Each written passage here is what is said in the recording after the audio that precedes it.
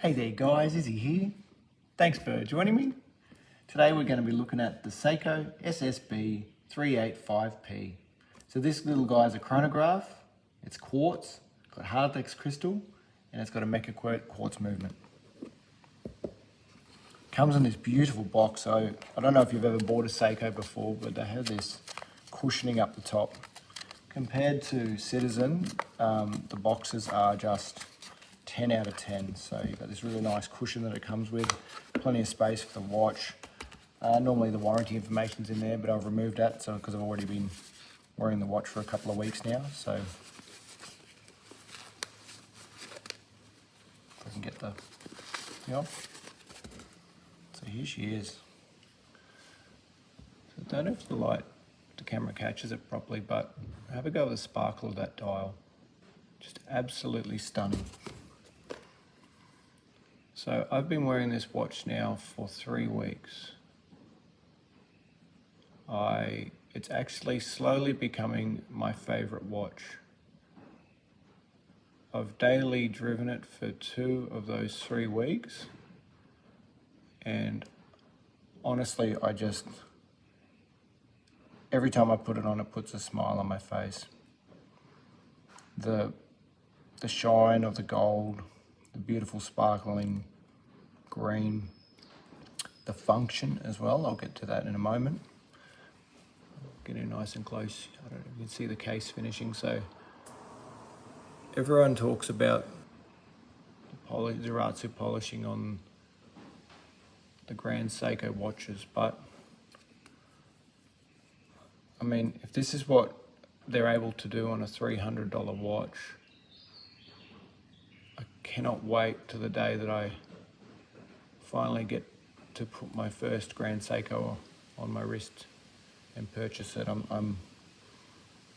My wife's given me permission to get one, but I'm not ready yet. And I'm not going to try one until I've got the cash there ready to go. But when I finally do, that'll be the watch I put on will be the watch that I purchase. So I can't wait to compare the two, but just have a go at that, the sharp lines. It's stainless steel case. It's all polished. There's no brushed finishes on this surface. It's not a screw down crown. It is water resistance, 10 bar water resistance, but to be honest, I work in an office environment. I've got a Casio G-Shock if I ever want to go swimming, so this isn't ever going to see water. It might get splashed when I wash my hands. So I have a 7.5 inch wrist.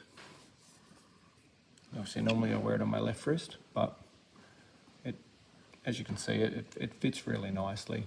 It doesn't hang too far over the sides. But if you had a smaller wrist, I reckon you could get away with it as well. It's not a massive watch. It's not a big face. It doesn't sit proud on your wrist. It doesn't catch on anything, which I'm finding is really, really cool. I absolutely love make sure I get this right, the Mecca-quartz movement. So I don't know if you know much about Mecca-quartz movements, but essentially what it is it's a quartz movement attached to a mechanical chronograph. And so you get the benefits, the haptic feedback and the reliability of a quartz movement. You get the haptic feedback and reliability of a mechanical chronograph and also the accuracy of a quartz movement. So I'm going to hold it nice and hopefully you can hear this. You get haptic feedback when you stop as well, and then if you watch as I snap back, snap straight back into position.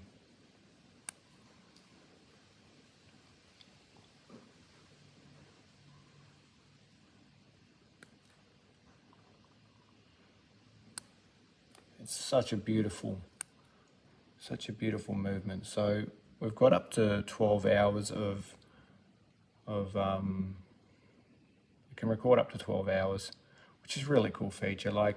So just to put it into perspective, this watch normally, if I went and bought it off the shelf with no discounts, it'd be $400 AUD. I paid $300 for it, $299 actually. I don't know how they are fitting this much watch into such a small price tag. It is unbelievable. The build quality is just supreme. It's so solid. It feels like there's a $700 Seiko Panda at the moment. It's sort of like a Daytona, replica. But I had this on my wrist when I went and tried on that $700 Daytona, which is actually normally $1,200. That was $750 on special, and it's exactly the same. Everything about this watch just it oozes luxury. It's so solid. It's so durable. This leather band, crocodile leather strap, man. Obviously, it's made of cow, but they made it look like crocodile. It's so solid. Like, this is the first time I've actually had a watch with a leather band where I've thought, oh, I would actually go and replace, if this ever got damaged, I'd go and replace it with an authentic band, because it's just so nice. It feels so good on the wrist. I wear this all day. Normally when I'm working, I'm an estimator. Normally when I'm working, I'll take my watch off and I'll sit up beside myself and I practice the Pomodoro technique, but I don't need to take this watch off. It's so light, it's so comfortable. So that's all the positives. Oh no, there is more positives. This is the watch that I get the most compliments on. I don't get a lot of compliments with my other watches. People don't really, to be honest, as you probably already know, people don't really care about your watch. But for whatever reason, this just catches the light and people go, oh, that's a nice watch.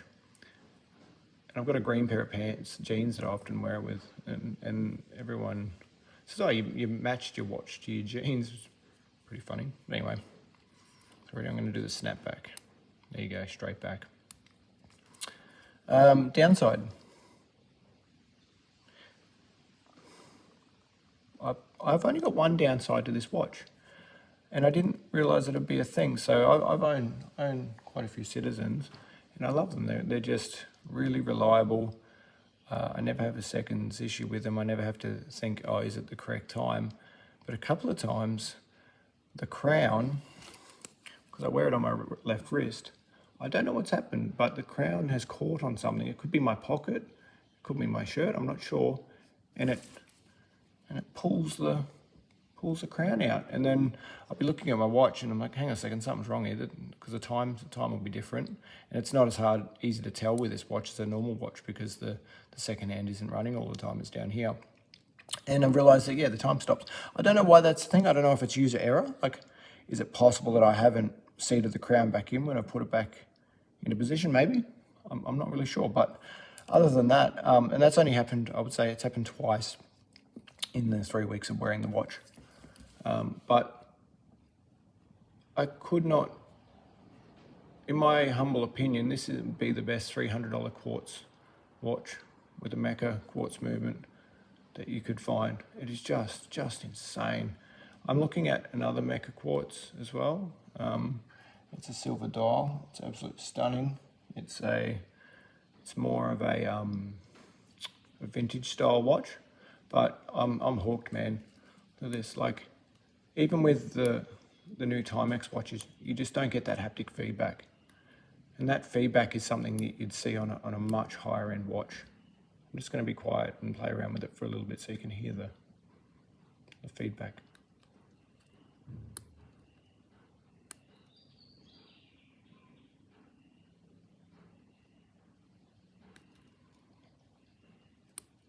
Look at that, straight back to zero every time.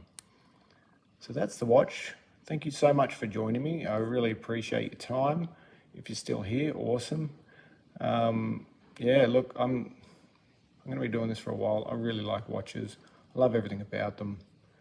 I really enjoy how redundant they are. I like how shiny they are. I like that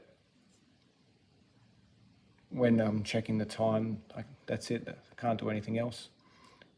Keeps me focused, keeps me centered. I practice the Pomodoro technique at work, so when I sit down, I'll run the watch for 25 minutes.